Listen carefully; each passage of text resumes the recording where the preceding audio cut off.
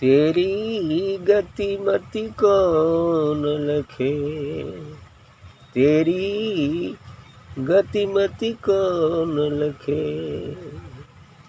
वेद न जाने महिमा तेरी, ऋषि मुनि फिरे भरम की फेरी। वेद न जाने महिमा तेरी, ऋषि मुनि फिरे भरम की फेरी। शारद तेरे दर की चेरी, शारद तेरे दर की चेरी। आन ही आन बके, तेरी गति मति कौन लखे, तेरी गति मति कौन लखे। अपरंपार निह पारा, अपरंपार पार निह पारा। तू है सार असार कसारा। अपरंपार पार निह पारा, तू है सार असार कसारा। अजरय अमरय विनाशी प्यारा, अजरय अमरय विनाशी प्यारा। घट घट व्याप रहे, अजरय अमरय विनाशी प्यारा। घट घट व्याप रहे, तेरी गति मति कौन लखे, तेरी गति मति कौन लखे। नहीं एक और नहीं अनेका, सब विधि किया विचार विवेका। नहीं एक और नहीं अनेका, सब विधि किया विचार विवेका। भूले ज्ञानी ध्यानी भेखा, भूले ज्ञानी ध्यानी भेका। कोई न भरम लहे, कोई न भरम लहे। तू प्रकाश है तू परछाई, तू है परम तत्व तू छाई। तू प्रकाश है तू परछाई, तू है परम तत्व तू झाई। कैसे स्तुति करो गोसाई, कैसे स्तुति करो गोसाई। सुध बुध भरम लहे, सुधि बुद्धि भरम लहे। अनहित सहित सकल हितकारी, अनहित सहित सकल हितकारी। निराधार तू जगदाधारी, निराधार तू जगदाधारी। राधा स्वामी चरण बलिहारी, राधा स्वामी चरण बलिहारी। सेवक चरण चहे, सेवक चरण चहे। तेरी गति मति कौन लखे। अच्छी बात कहा है इन्होंने कि तेरी गति मति कौन लखे। उस परमात्मा उस सद्गुरु की गति और उसकी क्या मति है किसी की समझ में नहीं है। वो क्या करना चाहता है, क्या करेगा, क्या होना है, सब वही जानता है। उसकी गति उसकी मति जल्दी लगने में नहीं आती।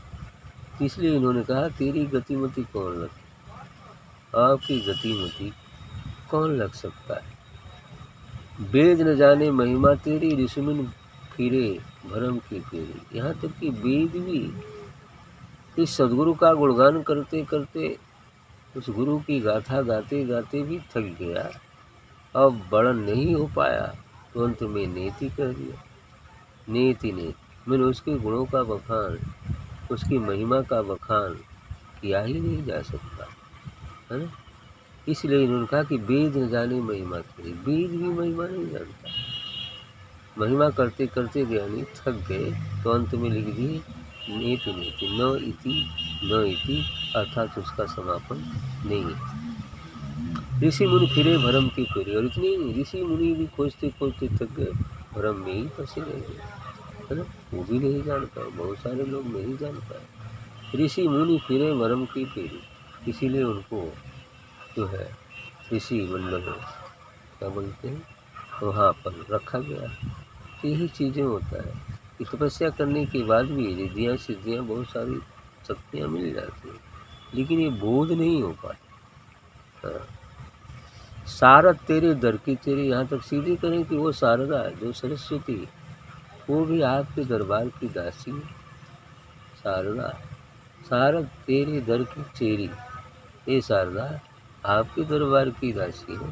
आन ही आन बके, और ये आन ही आन बके, मतलब कुछ का कुछ व्यक्ति ऐसा करें, जो कुछ आता है समझ में चेरी है, और जो भी वो करते हैं आपकी आज्ञा का पालन करते हैं। शारदा, संत महापुरुषों की वाणी से शारदा ही तो बोलती है, और कौन बोलेगा। शारदा कृपा हो जाए, जो बोलेंगे वैसा ही होगा। अपरम पार पार निपारा, तू है सार असार का सारा।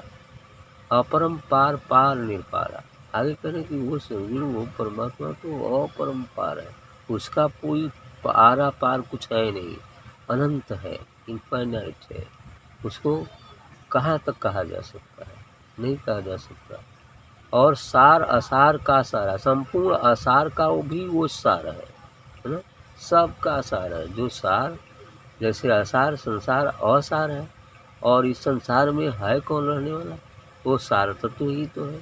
जैसे ये शरीर असार है, लेकिन इसमें जो रहने वाला है वो इस शरीर का भी सार है, इसलिए आसार का भी सार है ना। यानी जो दृश्य जगत दिखाई देता है वह सब नश्वर है, असार है, लेकिन इस सभी दृश्य जगत में का अस्तित्व तो तभी तक है जब तक यह सार तत्व वह सत्य है, इसे तभी उसका अस्तित्व है।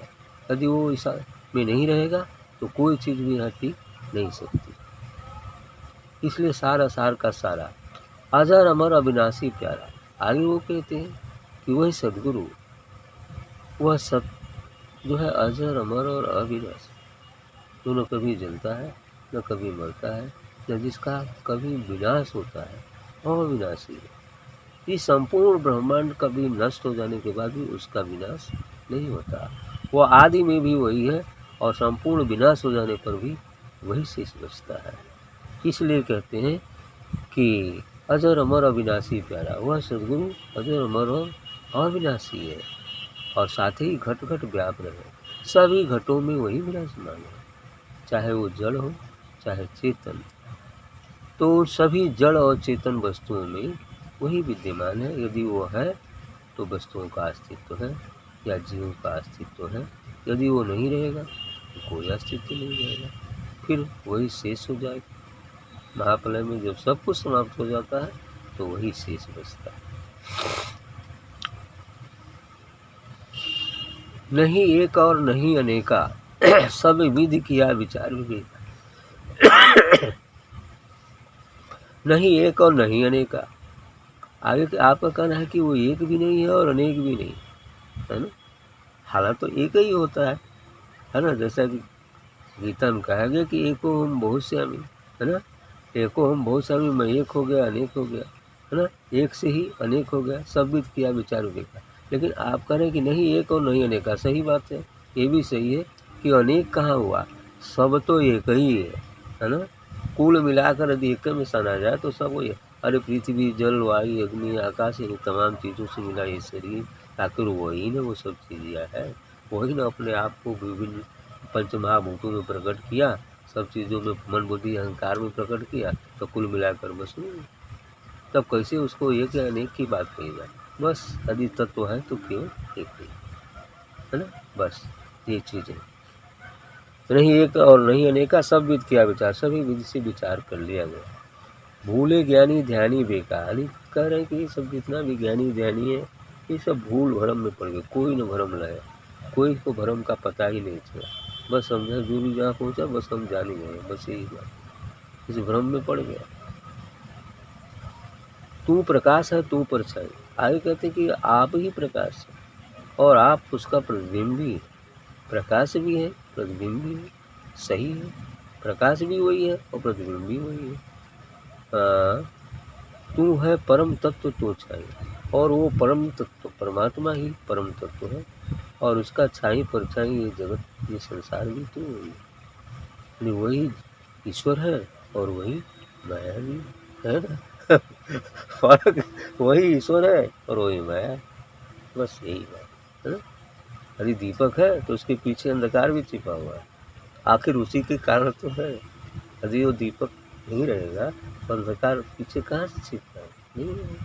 तो वही चीज़ है, असल भी वही है और नकल भी वही है, असल का प्रतिबिंब ही माया है ना, बस ये। तो तू प्रकाश है, तू परछाई, तू है परम तत्व, तू छाई, तुम परम तत्व, कैसी स्तुत करो गोसाई। इसलिए कहते हैं हे गोसाई, हे स्वामी, मैं आपकी स्तुति कैसे करूं, शुद्ध बुद्ध भ्रम लय। अब ये शुद्ध बुद्ध सब भ्रम लय जो है भ्रम में पड़ गई है, ये बुद्धि भ्रमित हो गई है, अब मैं कैसे आपकी स्तुति करूं। अनहित सहित सकल हितकारी, अनहित सहित सकल हितकारी, निराधार तू जगताधारी। आगे बताते हैं कि हे सदगुरु, आप अनहित सहित, यानी जहाँ अनहित, जहाँ कुशलता न हो फिर भी साथ में कुशलता भी है, मैंने सब वही है। अनहित सहित सकल हितकारी, अनहित के साथ साथ सबका भला करने वाले भी हो, सबका बुरा करने वाले भी हो, भला करने वाले, लेकिन वास्तव में न वो किसी का भला करता है न किसी का बुरा करता है। मनुष्य स्वयं अपनी, उसकी जिम्मेदारी मनुष्य स्वयं है, क्योंकि उसके ही कर्मों का फल जब बुरा होता है तो बुरा कर्म जागृत होते हैं तो उसका अहित होता है, जब अच्छे कर्म जागृत होते हैं तो हित हो जाता है। मतलब वही सुख और दुख का कारण स्वयं है। परमात्मा अपनी तरफ से किसी को भी सुख दुख नहीं देता, मनुष्य के ही कर्म उसको सुख या दुख देते हैं। लेकिन दोष किसका दिया जाता है, भगवान ही सबके। दोष किसको देते हैं, भगवान को ही दोष दिया जाता है ना, दिया जाता है ना। अरे भगवान, बहुत सारे लोग कहते मिलते भगवान ऐसा गजब ढा दी, लेकिन ऐसा कुछ भी नहीं। वो इंसान समझ ही नहीं पाता कि हमारे कर्म ही यहाँ तक ले आए हैं, कर्मों का ही फल है। भाई आप बबूल लगाएंगे तो आम कहाँ से खाएंगे, और यदि आम लगाएंगे तो बबूल कैसे गड़ेगा आपको, है ना। बस यही है, कर्म का विधान है, कर्म ही विधान है सब चीज़। और कर्म से ही आप शैतान भी बन सकते हैं और कर्म से ही आप भगवान भी बन सकते हैं। दोनों बातें कर्म पर ही डिपेंड करती हैं। तो राधा स्वामी चरण शरण बलिहारी, निराधार तू जगदाधारी। वह निराधार लोग कहते हैं, लेकिन सब जगत का आधार भी तो वही है ना। तो यही चीज़ें हैं सब, एक तत्व, एको तत्व द्वितीयो नास्ति, है ना, एको ब्रह्म द्वितीयो नास्ति, बस वही है ना। यदि भिन्नता से देखें तो अनेक हो जाता है, लेकिन जब एक रूपता में मिला देते हैं तो सब एक हो जाता है, एक के अलावा कुछ ही नहीं। राधा स्वामी चरण शरण बलिहारी, सेवक चरण चाहे, इसलिए भक्त आपके चरणों को चाहता है, आपकी कृपा जिस चाहता है, बस आपकी कृपा बनी रहे, यही सबसे अच्छी बात। ठीक।